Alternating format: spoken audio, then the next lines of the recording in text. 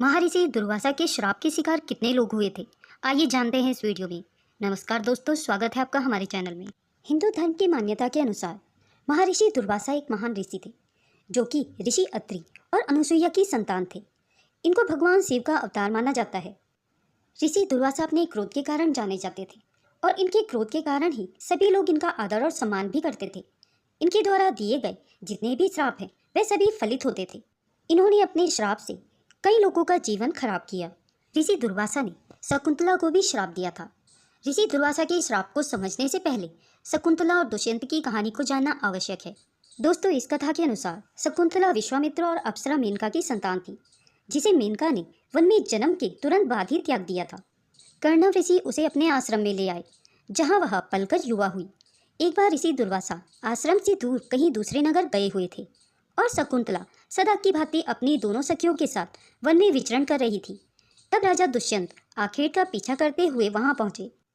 क्योंकि शकुंतला अप्सरा मेनका की बेटी थी, वह अभिन्न सुंदरी थी। राजा उस पर मोहित हो गए।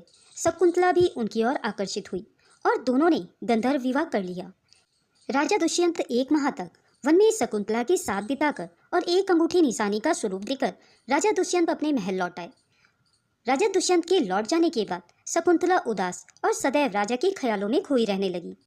कर्ण ऋषि अभी लौटे नहीं थे कि एक दिन शकुंतला इसी तरह आश्रम में अकेली बैठी राजा की यादों में खोई हुई थी कि तभी ऋषि दुर्वासा वहां आ पहुंचे। ऋषि दुर्वासा का क्रोध तो जग विदित है। 2-3 बार पुकारने पर भी जब शकुंतला ने नहीं सुना तो ऋषि दुर्वासा को क्रोध आ गया और उन्होंने श्राप दे डाला, तुम जिसके ख्यालों में खोई हुई हो वही तुम्हें भूल जाएगा। शकुंतला हड़बड़ाकर उठी और ऋषि से क्षमा याचना की। ऋषि का हृदय पसीज गया और उन्होंने कहा कि उसकी दी हुई कोई भी निशानी दिखाने पर उसे तुम फिर से याद आ जाओगी। बाद की घटनाओं के कारण कहानी में इस श्राप का विशेष महत्व है। जब कर्ण ऋषि लौटे और उन्हें शकुंतला के गंधर्व विवाह का ज्ञान हुआ तो उन्होंने अपनी पालित बेटी की विदाई की तैयारी शुरू कर दी। यह बात भी महत्वपूर्ण है कि जब शकुंतला गर्भवती थी, ऋषि ने उसे अपने एक शिष्य के साथ विदा किया। रास्ते में जब शकुंतला को प्यास लगी तो शकुंतला नदी में उतरी और उसके हाथों से वह अंगूठी फिसल गई। राज्यसभा में पहुंचने पर जब शकुंतला ने अपना परिचय दिया तो पाया कि राजा पूर्णतः उसे भूल चुके हैं और ना ही उन्हें किसी विवाह की स्मृति है। शकुंतला ने जब अंगूठी दिखानी चाही तो पाया कि वह भी नदारद है। वह भरी सभा में झूठी प्रमाणित हो गई। शकुंतला ने स्वयं को बहुत अपमानित महसूस किया। वह दोबारा अपने पिता के घर नहीं गई, बल्कि अकेली रहने लगी, जहाँ उसने एक बालक भरत को जन्म दिया। इधर हुआ कुछ यूं कि शकुंतला की उंगली से फिसली हुई अंगूठी एक मछली ने निगल ली और जिस मछुआरे ने उसे पकड़ा और काटा उसके हाथ वहां लगी। वह साधारण सी अंगूठी नहीं थी, बहुत ही कीमती थी। अतः मछुआरे ने अंगूठी जाकर राजा को दे दी। उसे देखते ही राजा दुष्यंत को पूरी बात याद आ गई और उसने तुरंत शकुंतला की खोज आरंभ कर दी। शकुंतला पितृगृह तो लौटी नहीं थी। अतः जब राजा ने उसे खोज पाया तो उनका पुत्र भरत बड़ा हो चुका था।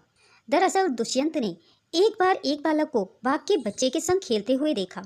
उसकी बहादुरी को देखकर वह दंग रह गए और उसके माता पिता का पता लगाते लगाते वह शकुंतला तक पहुंच गए। दोस्तों, इन्हीं के पुत्र भरत के नाम पर हमारे देश का नाम भारत पड़ा। ऋषि दुर्वासा ने इंद्र को भी श्राप दिया था, जिसकी कथा इस प्रकार है। एक बार दुर्वासा ऋषि कहीं जा रहे थे, तभी सामने से देवराज इंद्र ऐरावत पर सवार होकर कहीं और जा रहे थे। दुर्वासा ऋषि के पास एक परिजात की माला थी। ऋषि ने वह माला इंद्र को दे दी। इंद्र ने ऋषि द्वारा दी गई माला को ऐरावत के मस्तक पर रख दिया। तब ऐरावत हाथी ने वह पुष्प की माला को नीचे फेंक दिया। इस प्रकार ऋषि दुर्वासा कुपित हो गए थे और उन्होंने इंद्र को श्री विहीन और राज्य नष्ट हो जाने का श्राप दे दिया था। ऋषि दुर्वासा ने अम्बरीश नाम के राजा को भी दिया था श्राप। इक्ष्वाकु वंश में भगवान विष्णु के परम भक्त राजा अम्बरीश हुए। उन्होंने एक बार एकादशी व्रत के समापन पर दुर्वासा ऋषि को भोजन पर आमंत्रित किया, लेकिन दुर्वासा ऋषि के विलंब करने पर राजा ने वशिष्ठ मुनि के कहने पर व्रत समाप्त कर दिया। इस बात को ऋषि दुर्वासा ने अपना अपमान समझकर राजा को श्राप दे दिया था और इस श्राप के बाद ऋषि दुर्वासा को अपनी गलती का एहसास भी हुआ था और उन्होंने राजा अम्बरीश से इसके लिए क्षमा भी मांगी थी। दोस्तों, अगर यह वीडियो आपको पसंद आई हो तो इसे लाइक और शेयर करना ना भूलें। अगर आप मेरे चैनल में नए हैं और इस प्रकार की वीडियो देखना पसंद करते हैं तो मेरे चैनल को सब्सक्राइब करें। वीडियो को अंत तक देखने के लिए आप सभी का बहुत बहुत धन्यवाद।